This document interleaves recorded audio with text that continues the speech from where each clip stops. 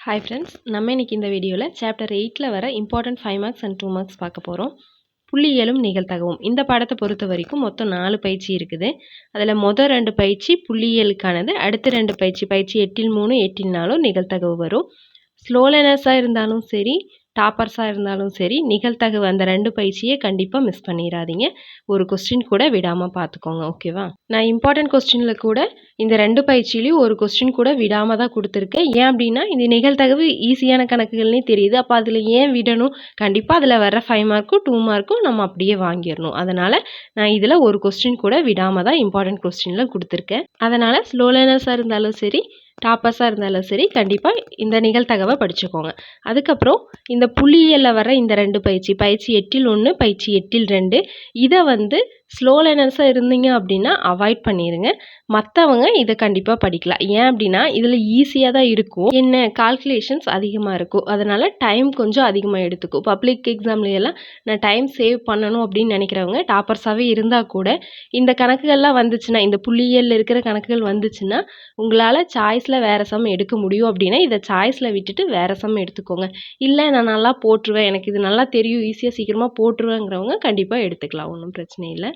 இப்போ important sums எல்லாம் பார்க்கறதுக்கு முன்னாடி இந்த 4 பயிற்சியில் என்னெல்லாம் இருக்குங்கிறத நான் உங்களுக்கு குயிக்காக சொல்கிறேன், வாங்க பார்க்கலாம். இப்போ பயிற்சி ஃபஸ்ட்டு 8ல் 1 திட்ட விலக்கம் கணக்கிடும் முறைகள், ஓகேவா? திட்ட விலக்கம் கணக்கிடும் முறைகளில் தொகுக்கப்படாத தரவுகளுக்கு 4 முறை இருக்குது. நேரடி முறை, ஊகச்சராசரி முறை, கூட்டுச்சராசரி முறை, படிவிலக்க முறை.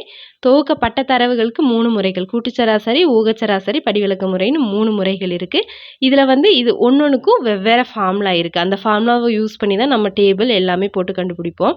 ஆனால் அந்த ஃபார்முலாஸ் கொஞ்சம் கொஞ்சம் தான் டிஃப்ரெண்ட்டாக இருக்கும், எல்லாம் ஒரே மாதிரி தான் இருக்கும். அதுக்கப்புறம் என்ன இருக்குன்னா வீச்சு கெழு, விலக்க வர்க்க சராசரி. இந்த டாபிக்ஸ் எல்லாமே இந்த பயிற்சி 8ல் 1 இருக்குது. பயிற்சி 8ல் 2 மாறுபாட்டு கெழு. மாறுபாட்டு கெழுக்கான formula CV = sigma by x bar into 100%. இதுதான் ஃபார்முலா. அப்போது மாறுபாட்டு கெழு கண்டுபிடிக்கணும் அப்படின்னா இங்கே திட்ட விலக்கம், சிக்மாங்கிறது திட்ட விலக்கமா, அப்போ திட்ட விலக்கம் கண்டுபிடிக்கணும், சராசரி கண்டுபிடிக்கணும். இந்த ரெண்டுமே கண்டுபிடிச்சி இந்த ஃபார்முலாவில் போட்டு வர மாதிரி. இங்கே இதுக்கு முன்னாடி கணக்குகளில் இந்த திட்ட விலக்கம் மட்டும்தான் கணக்கிடுவோம். இதில் என்ன அப்படின்னா இந்த ரெண்டுமே கண்டுபிடிச்சி ஃபார்முலாவில் போட்டு கண்டுபிடிச்சாதான் ஆன்சர் வரும். அடுத்து என்ன அப்படின்னா பயிற்சி 8ல் 3 நிகழ்தகவு. நிகழ்தகவுக்கான ஃபார்முலா என்ன? P(e) = N(e/N)(s). எல்லா கணக்குலையுமே இந்த ஃபார்முலா தான் யூஸ் பண்ணுவோம். அது போக இந்த ஃபார்முலாவும் இருக்குது, P(a) + P(a bar) = 1. இங்கே P(a bar)ங்கிறது என்ன அப்படின்னா A bar அப்படின்னா A இல்லைன்னு அர்த்தம். அதே B barனா B இல்லை. இந்த மாதிரி கணக்குகள் எல்லாமே இந்த பயிற்சி 8ல் 3 இருக்கும். அடுத்து பயிற்சி 8ல் 4. இங்கே என்ன அப்படின்னா நிகழ்தகவின் கூட்டல் தேற்றம் ஸ்டார்ட் ஆகுது, ஓகேவா? நிகழ்தகவின் கூட்டல் தேற்றம்ங்கிறது 2 நிகழ்ச்சிகள், அதாவது ஏங்கிற ஒரு நிகழ்ச்சி, பிங்கிற ஒரு நிகழ்ச்சி, 2 நிகழ்ச்சிகள் இருந்தது அப்படின்னா அதுக்கான ஃபார்முலா P(a) சேர்ப்பு B = P(a + P(b - P(a)(b). அதே 3 நிகழ்ச்சிகள் இருந்தது, AB Cங்கிற 3 நிகழ்ச்சிகள்னா P(a) சேர்ப்பு B சேர்ப்பு C = P(a + P(b + P(c - P(a)(b - P(b)(c - P(c)(a) + P(a)(b)(c), ஓகேவா? இதில் மற்றும்னா வெட்டு யூஸ் பண்ணுவோம், அல்லதுனா சேர்ப்பு யூஸ் பண்ணுவோம். இந்த மாதிரி நிறையா கணக்குகள் நம்ம ஆல்ரெடி ஒர்க் அவுட் பண்ணியிருக்கோம்.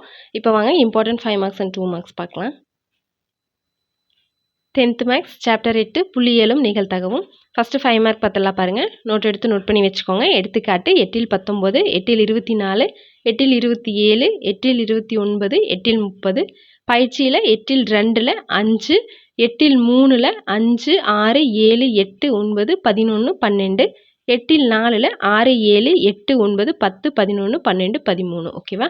இதே 2 மார்க்கில் அப்படின்னா எடுத்துக்காட்டு 8ல் 1, 8ல் 2, 8ல் 3, 8ல் 15, 8ல் 18, 8ல் 20, 8ல் 21, 8ல் 22, 8ல் 23, 8ல் 25, 8ல் 26, 8ல் 28, 8ல் 31. பயிற்சியில் 8ல் 1 1, 2, 3, 7, 8ல் 2 1, 2, 8ல் 3 1, 2, 3, 4, 10, 8ல் 4 1, 2, 3, 4, 5, ஓகேவா? நான் ஆல்ரெடி சொன்னேன் இல்லையா, அதாவது இந்த 2 பயிற்சி நிகழ்தகவு வர இந்த 2 பயிற்சியிலையும் ஒரு கணக்கு கூட விடாமல் தான் நான் கொடுத்துருப்பேன். இங்கே பாருங்கள், 2 மார்க்ஸ் எல்லாம் தனியாக, 2 மார்க்ஸ் 5 மார்க்ஸ் மட்டும் தனியாக பிரித்து கொடுத்துருப்பேன், ஓகேவா? அதில் ஒரு கணக்கு கூட மிஸ் ஆகிருக்காது.